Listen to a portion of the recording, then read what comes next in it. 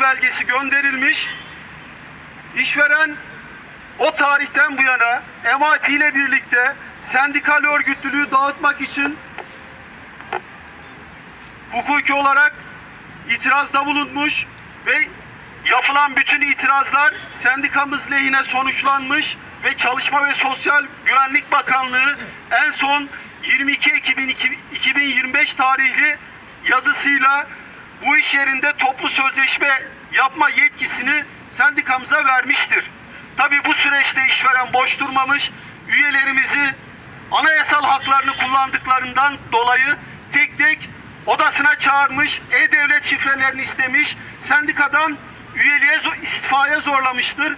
Fakat üyelerimiz buradaki ağır çalışma koşullarını, anayasada, yasalarda olmayan hukuksuz çalışma koşullarını değiştirmek için bunun ve ancak sendikada mümkün olduğunu düşünerek sendikamızdan istifa etmemişlerdir.